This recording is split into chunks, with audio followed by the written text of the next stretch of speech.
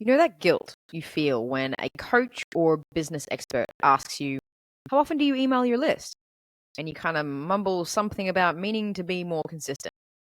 Yeah, we need to talk about that because that guilt, it's based on someone else's rules for someone else's business. You probably didn't start your own business to follow someone else's rigid rules. So let's dive into how to nurture your email list when you don't have time for weekly newsletters in this episode. Ready to break free from the solopreneur struggle? Join me as I peel back the layers to a thriving online business without the guru hype or the burnout. I'm going to show you the proven strategies and tools that I use so you can build a sustainable digital business without sacrificing your well-being. Welcome back to Ease and Impact Thriving as a Solopreneur. I'm your host, Frankie J. And if you're new here, this is where we cut through the noise of what the experts, the gurus are selling and get real about building a business that works with your life, not against it. Before we dive in, if you are finding value in these conversations, hit that follow or subscribe button. Not because I need vanity metrics. In fact, I don't even look at how many subscribers I have, but because I don't want you to miss the episode that could be a breakthrough for you. So today we're talking about email, specifically how to stay connected with your list when you barely have time to check your own inbox, let alone write weekly newsletters. And here's what I hope you'll realize by the end of this episode, that you're going to stop measuring your email success by how often you send and start measuring it by whether your people actually want to open what you are sending. You'll realize that the pressure you feel to email weekly, daily, or whatever schedule that latest expert is preaching may not be actually serving you or your audience. What serves them is showing up when you have something worth saying and they want to listen. So let's start with a little bit of a reality check. Your audience doesn't actually want to hear from you every day. I know someone has probably told you that daily emails are the secret to 6 or 7 figures or whatever figure they're selling courses about. But let me share how I think about this. I personally hate daily emails as a regular thing. They clog up my inbox, I end up skimming or ignoring most of them, and then eventually I just unsubscribe out of pure email fatigue. So why on earth would I subject my audience to something that I hate?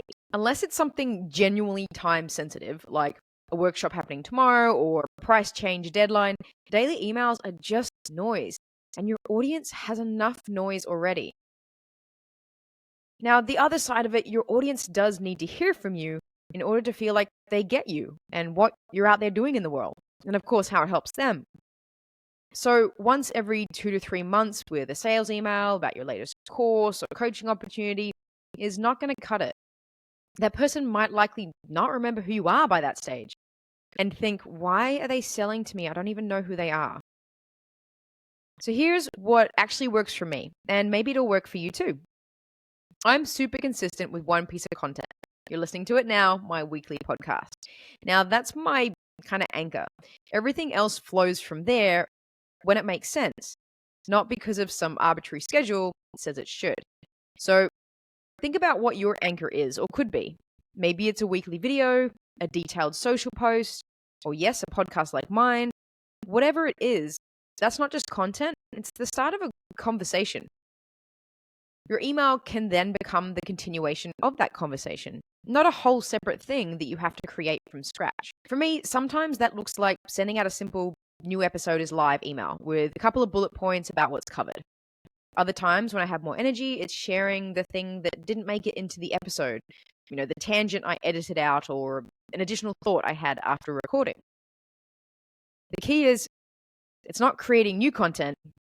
I'm extending what I've already created. Now, I try to send a second email at the end of the week.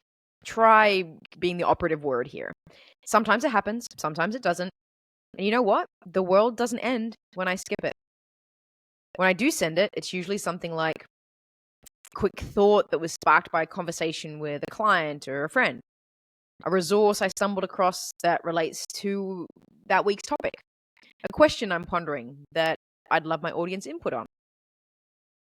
And I'll often include a reminder to that week's podcast or another one if it's relevant to the topic. It's never a big production. Honestly, it can't be because it requires too much effort. It simply won't happen. And something that doesn't happen, well, can't help anyone. But here's another sort of unpopular opinion. Long emails are selfish. Look, I said it. Unless you're telling an incredibly engaging story or teaching something that genuinely needs that space, I think you're asking too much of your reader's time and attention. I hate long emails. You know, the ones you open up and your first thought is, I don't have time for this right now, and then you never go back to it? So I don't write them. I like to keep my emails short and to the point, and if they need to be longer, they're often structured with some clear breaks or subheadings or bullets, ways for people to skim and get the information they need to focus on. Because that's what I appreciate as a reader. So that's what I create as an email writer. Let me share a framework I like when you do decide to sit down and write an email. It's incredibly, maybe embarrassingly simple. Just start with one main point or idea. Why it matters to them right now, your audience, and perhaps one way they can apply it this week. Done. That's it. No elaborate stories, unless they directly serve the point. No, while I have your attention, let me also tell you about these 5 other things. One idea, clearly communicated with a practical action. That's an email worth opening. So here's something I really want you to hear. You have permission to email your list when you have something valuable to say. Not when the calendar says it's time, not when some expert's formula said you should, when you have value to add to their day. Sometimes that might be twice a week. Sometimes it might be once every 2 weeks. The frequency, it matters less than the quality of the connection when you do show up. But I do want to talk a little bit about the fear of sort of pissing off your audience. Yes, some people will unsubscribe. But here's what I've learned to understand and accept when that happens. People don't unsubscribe because you email them. They unsubscribe because you email them stuff they don't want or need. So there's a huge difference between, another email from them versus, good, an email from them. And that difference has nothing to do with the frequency and everything to do with the relevance and value. The people who unsubscribe because you sent them one valuable email a week, they were never going to buy from you anyways. They're just freeing up space for people who actually resonate with what you're doing. So let's talk sort of real application. Let's talk about repurposing in a way that actually you can do it. So take your anchor content. For me, it's my podcast. And after I record, I usually have the main points I covered, something I wished I'd said, the question the content raised, or a relevant resource or tool. Any of those can become a quick email. You don't have to do all of them, just one. The email doesn't retell the entire podcast or whatever content it is that you're going to use as your anchor. It might just say, in today's episode, I talked about X, but here's the part I didn't mention, and give a brief insight. Or in today's episode, I talked about X, and if this resonates, here's one thing you can try this week. That's a complete email. It takes 5 minutes to write. It provides value. It stays connected to your audience without overwhelming anyone, including yourself. And here's my truth. I'm consistent with my podcast because I've made it a non-negotiable. I don't know what clicked in my brain to make that happen, but it's scheduled, it's planned, it's part of my weekly rhythm. And I create them every week. I don't even batch them. So my emails, they're consistent-ish. I've decided that's okay. Because consistent-ish with genuine value beats perfect, consistent fluff every single time. Your version of consistent might look different. Maybe it's every Tuesday. Maybe it's twice a month. Maybe it's when you have something important to share once a month. The point is, define consistency for yourself, not by someone else's rulebook. So I want you to remember this. Your email list is not another content consumption machine that needs constant feeding. It's a group of real people with real inboxes and real time constraints, just like you. Respect their time by showing up when you have something worth saying.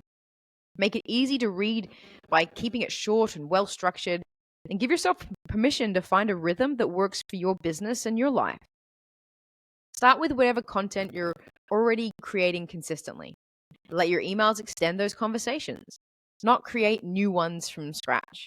And please, please, please stop feeling guilty about not emailing weekly or more frequently if that's what you've been led to believe, if that doesn't serve you or your audience. So if you've got questions about making this work for your specific situation, drop them in the comments. And who knows, your question might become next week's episode. Thank you for spending this time with me today. And until next week, keep creating that impact with ease.